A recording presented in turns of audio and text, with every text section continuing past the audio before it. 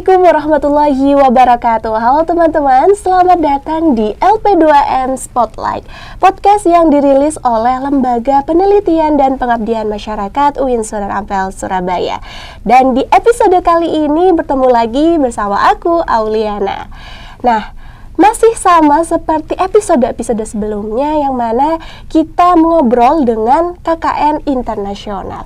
Kali ini kita bakal ngobrol bersama KKN internasional juga, yaitu dari KKN internasional di Brunei Darussalam. Nah, sebelumnya kan kita sudah banyak ngobrol tentang KKN di Arab Saudi dan di Thailand.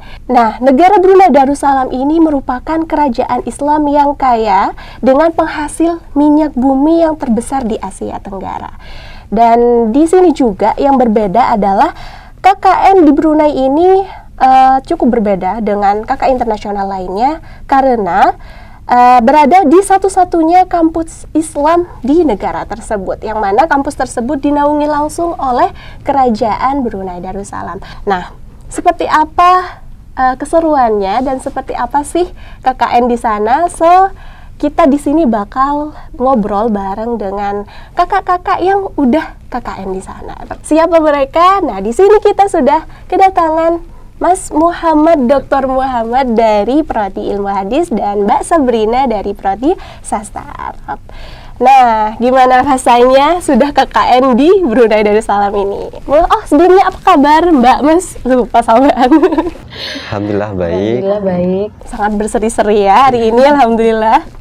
Gimana sih rasanya nih udah KKN di Brunei kemarin? Alhamdulillah sangat luar biasa, sudah dapat kesempatan merasakan KKN internasional, lebih khususnya di Brunei Darussalam. Bisa sekaligus jalan-jalan ya. Jalan-jalan juga. Jalan-jalan. Gak nanggung-nanggung nih teman-teman. Jalan-jalannya langsung ke Brunei ya, ke luar negeri. Apa gak pengen nih? Dan ngomong-ngomong nih, gimana sih caranya? Apa sih tahapan-tahapannya kok bisa sampai KKN di Brunei tersebut? Ini sungguh luar biasa ya. Apalagi teman-teman semester 5 ini pasti di semester 6 di tahun depan ya, udah tahun depan nih ternyata. Itu pasti udah kayak, wah gimana ya rasanya yang di Brunei ini. Tapi pada pengen tahu nih tahapan-tahapannya dan persyaratannya apa aja sih Mas, Mbak? Mungkin dari siapa dulu? Siapa dulu nih? Dari saya dulu mungkin ya. Dari Mbak Sabrina. Oke, untuk tahap-tahapnya ada pendaftarannya, kita perlu mempersiapkan dokumen. Adapun dokumennya ada CV, kemudian dokumen pendukung lain seperti surat rekomendasi dari dosen dan juga motivation letter. Ketika sudah lolos seleksi berkas, lanjut seleksi wawancara. Ketika seleksi wawancara, kami ditanya ini motivasinya kalian, tujuan di negara sana itu apa, kegiatan apa yang bisa kalian berikan untuk kontribusi di negara tersebut. Lebih ke ditanyakan kontribusinya bakal apa. Iya. Kalau dari Mas Muhammad mungkin ada agak berbeda nggak? Apa sama aja sama kayak Mbak Sabrina? Sebenarnya syaratnya sama aja sih. Mulai dari persyaratan berkas, ini ada motivation letter juga, kemudian ada CV. Kemarin juga saya entah syaratnya tuh entah pakai bahasa Indonesia atau bahasa Inggris, cuman saya pasti pakai bahasa Inggris juga. Motivation letter full bahasa Inggris juga. Oh, jadi full bahasa Inggris. Bahasa Inggris semua. Kalau begitu, kalau menggunakan bahasa Inggris tadi yang kata Mas Dokter, boleh ya saya panggil Mas Dokter ini. Boleh. Jadi di sana pas persyaratan itu apa harus mencantumkan TOEFL seperti di KKN yang lain? Ya, kita juga sama menggunakan TOEFL juga, TOEFL atau TOEFL. Dari TOEFL juga di pemberkasan tersebut. Betul. Ya. Pas wawancaranya pakai bahasa Inggris atau pakai bahasa biasa kita, bahasa Indo? Kemarin pakai bahasa Inggris. Kebetulan kemarin yang wawancara saya Pak Syeful Bahar, beliau tanyakan mau pakai bahasa apa. Ternyata saya minta bahasa Inggris saja daripada bahasa Arab. Daripada bahasa Arab. Yeah. Oke, berarti syaratnya yaitu menguasai bahasa Inggris tersebut.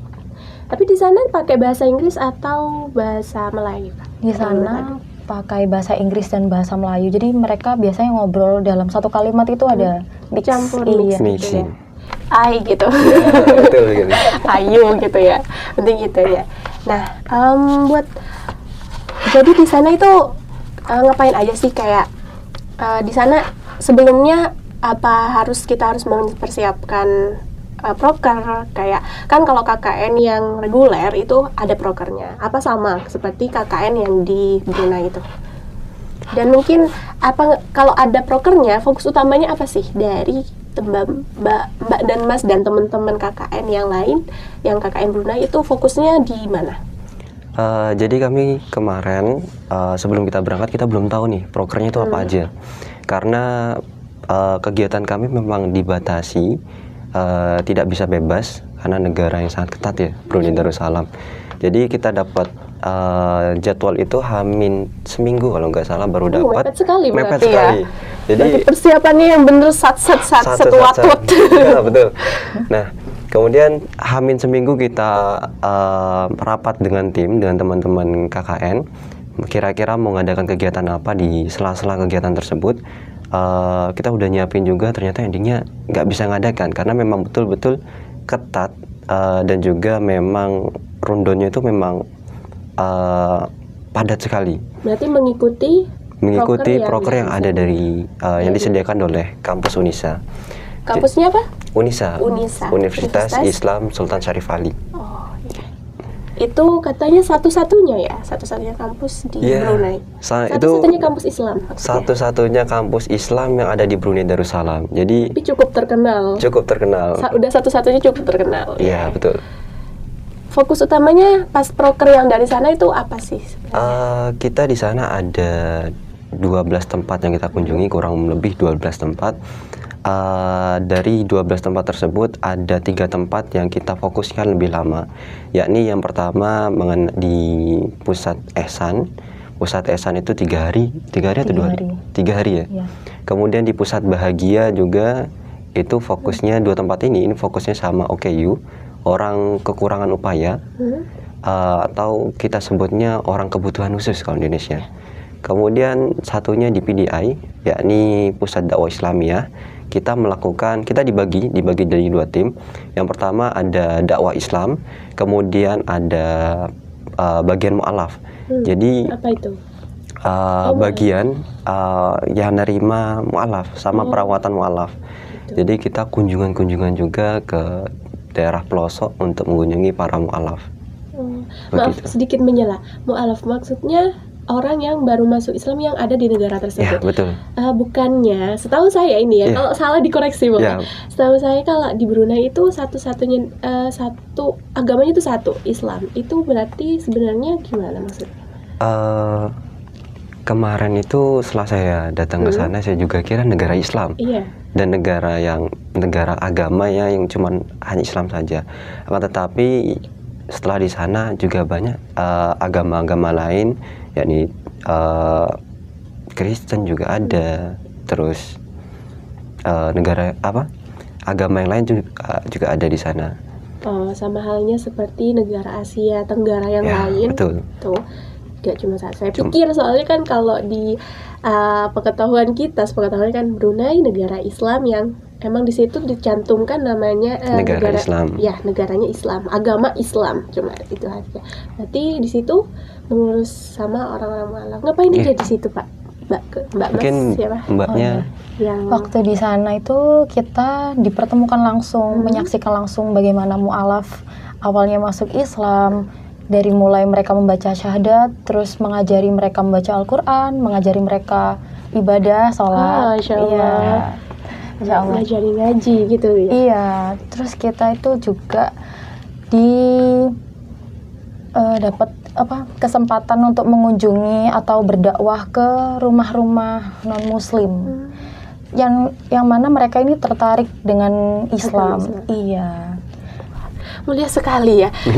Saya tadi pas disebutin Ehsan tadi pertama itu kayak Upin Ipin ya, bukan ya. Ternyata salah ya, ini bukan Malaysia ya, Brunei. Oke. Selanjutnya kalau di sana kan pastinya beda ya sama di sini. Budayanya pastinya beda. Meskipun ya agak sama lah, soalnya sama-sama di Asia Tenggara. Mungkin ada shock culture gak di sana? Shock culture atau mungkin perbedaan budaya yang memang benar-benar, wah ternyata di sini kayak gini ya.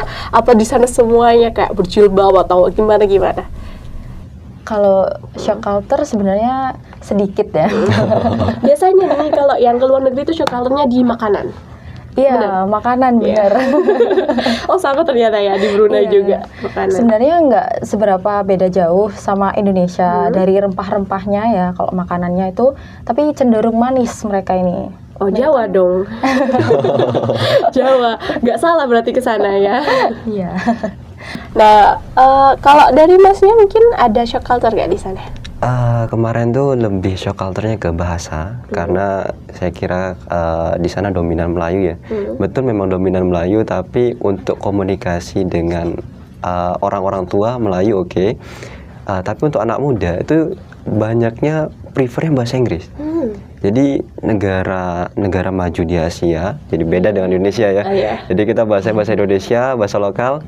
Kalau di sana pakai bahasa internasional, bahasa Inggris dominan.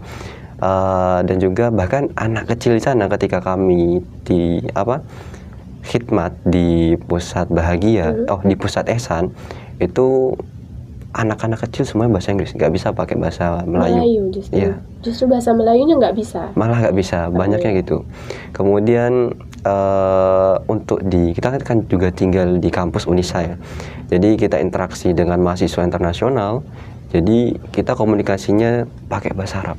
Wah, lebih beda lagi Beda ya. lagi, Kalau ya. bahasa Inggris mungkin, oh ya, soalnya ini emang udah negara maju, jadi ya wajar kalau bahasa Inggris. Di situ malah pakai bahasa Arab. Wow. Jadi gimana tuh kesulitan? Kalau Mbak sebenarnya kayaknya nggak terlalu kesulitan ya. Bahasa Arab juga Arab ya. jurusannya. Nah, sama. Ya, Kan lebih Irhan ke juga. teksnya kalau Ya, saya. Oke, beda ya. Beda. Jadi pas interaksi pakai bahasa Arab gimana tuh? Pakai Google masih atau gimana? Karena untuk Dibantunya? komunikasi awal ya, jadi dasar-dasar aja, alhamdulillah masih Masih bisa. Cuman kalau mendalam ya perlu Google Translate juga. Perlu Iya. juga ya ternyata ujung-ujungnya. Ujungnya. Ya. Tapi sebagian besar itu karena berinteraksi sama anak muda pasti pakai bahasa Inggris ya, Ya, Mbak ya. betul. Oke.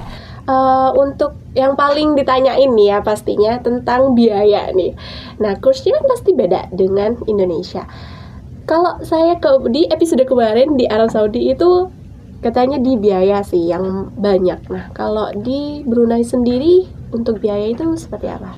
Nah, ini nih yang sering ditanyain sama teman-teman yang penasaran tentang anggaran. Alhamdulillahnya kemarin tuh kami ditanggung sama pihak kampus untuk tiket pesawat.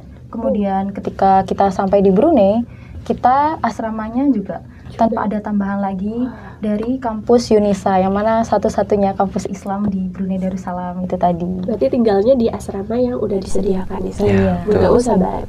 Kalau untuk makanan Makan Kayak, kemarin sebelum kita berangkat diantisipasi dari pihak LP2M untuk menyiapkan uang makan. Tapi ternyata di sana kita dapat breakfast dan lunch. Tinggal Jadi, kita cari buat untuk malam dinnernya, saja, iya. dinner saja. Dan kebetulan juga harga di sana nggak terlalu mahal kok, cuman 12.000 lah. Kursnya berapa di sana? Kursnya kemarin kita berangkat itu 11.800. Kemudian di hari terakhir itu nyampe tinggi banget ya, sampai 14.000. 1 dolarnya. Oh iya. Oh di sana dolar Brunei. Dolar Brunei. Kalau maaf ya ini agak ya. Kalau di total sanggupnya berapa nih ke sana? Ini sebenarnya tergantung pribadi Iya. masing-masing. Mungkin Balik bisa- lagi ya. Iya, mungkin bisa diperkirakan 2 sampai dengan 3 itu sebenarnya juga sudah cukup. Sudah cukup. 3 juta sudah Iya. cukup. Wah, lumayan ini ya. Kak, agak sedikit hemat ya sebenarnya. Tergantung orangnya dia suka shopping atau enggak. Iya betul. Kulineran nggak di sana? Setiap sore kayaknya. Setiap sore. Wah, pulang-pulang udah naik nggak tuh? Naik sih. Naik sih ya. Jadi kebetulan kemarin juga kita tinggalnya di pusat ibu kotanya. Jadi di sana ada Di pasar Bandar Bandar Sri Begawan. Begawan. Kita juga dekat dengan pasar yang terkenal di Brunei Darussalam, namanya Pasar Gadung. Di sana pusatnya kuliner yang ada di Brunei Darussalam. Pusatnya kuliner oleh-oleh gitu ya. Makanan tradisional. Makanan tradisional. Iya. Apa aja tuh boleh disebutin boleh? Mungkin. Oh, yang Yang paling Sabrina. ikonik itu Oh, di iya. situ nasi kato. Wah. Harganya pun juga sebenarnya terjangkau, sangat-sangat terjangkau. Karena kan $1 tuh sama dengan kursnya Indonesia 12.000. Itu sudah dapat satu porsi dan tuh ya lumayan banyak gitu. Esnya pun Dilanjutin dong. Tetap es deh. iya, minumannya itu besar banget. Itu harganya cukup $1. Jadi di sana rata-rata serba $1 di Pasar Gadung tadi. Bukanya cuma malam dari sore sampai dengan jam 10. Wah, kebetulan malamnya yang nggak dapet ya, yang Iya. dapet makanan. Jadi Ya. lunchnya udah ada, breakfast ada. Dan kalau di sana kan tadi diceritain nih dari beberapa kunjungan ya. Itu di sana bertemu siapa aja sih? Bertemu dengan orang penting kah? Atau orang-orang penting Indonesia? Atau bertemu dengan siapa di sana? Kebetulan waktu kami di sana, kami diundang sama pihak kerajaan untuk mengikuti seminar mental. Oh, iya. Iya, Saya seminar kira ketemu seperti- sama pangeran. Putranya pangeran. Iya. Wah, keren ya.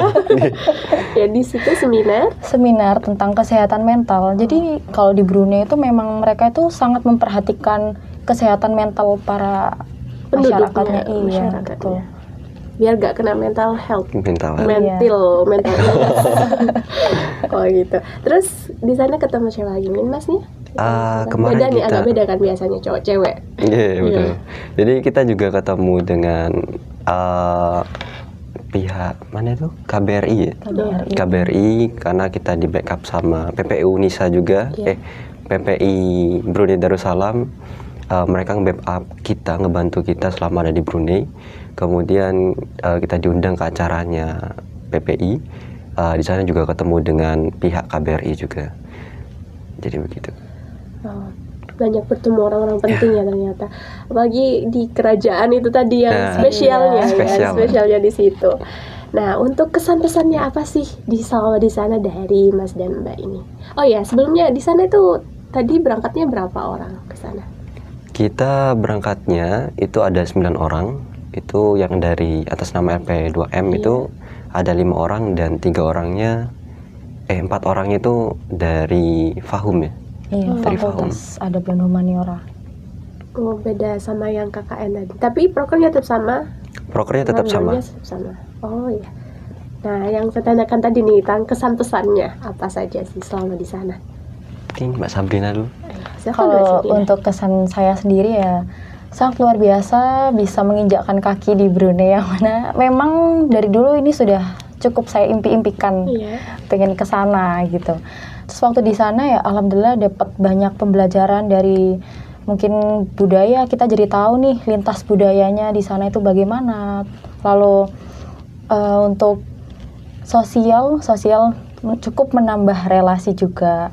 Kalau untuk pesannya mungkin pesan untuk mahasiswa yang berikutnya ingin ke sana jangan ragu untuk mencoba.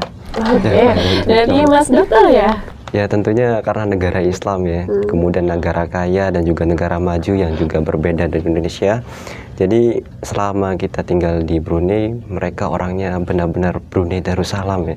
Jadi benar-benar damai banget di sana. Itu yang kesan yang sangat mengena ke saya. Kemudian mungkin untuk pesannya ya, karena ini untuk LP2M sih sebenarnya. Iya, silakan. Jadi karena ini negara pertama kali, maksudnya KKN yang pertama kali diadakan di Brunei. Oh, jadi sebelum tahun-tahun sebelumnya ternyata belum ya? Belum ada. Oh, berarti kan Jadi ini yang pertama. saya harap ini bisa dilanjut karena memang harapan dari beberapa pihak yang ada di Brunei seperti dari PDI, kemudian Pusat Esan, mereka juga sangat senang kita hadir di sana. Gitu. Jadi selain berkesan buat mbak-mbak KKN yang ke sana, mbak-mbak dan mas-mas maksudnya yang KKN sana juga di sana berkesan juga dengan kedatangan kita ya.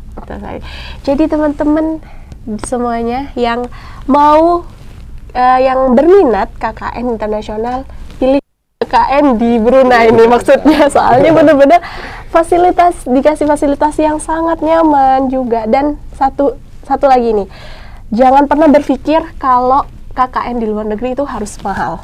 Betul. Iya. Jadi meskipun mau KKN di luar negeri pun bisa yang kayak yang Mbak Mas ini dapatkan, apalagi yang di Brunei ini yang katanya sangat tentram dan damai sekali. So, kayaknya kita sudah selesai di ngobrol-ngobrol kita kali ini. Terima kasih atas kedatangannya buat Mbak dan Mas di sini. Salam untuk teman-teman KKN yang Brunei. Semoga saya next bisa ya. Doakan.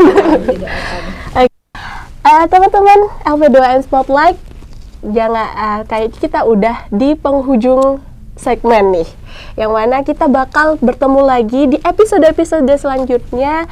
Kita banyak sekali ngobrol tentang wawasan, pengetahuan, dan pengalaman. Dan pastinya yang bakal kita bahas selanjutnya juga seperti apa episode selanjutnya, tetap di LP2M Spotlight.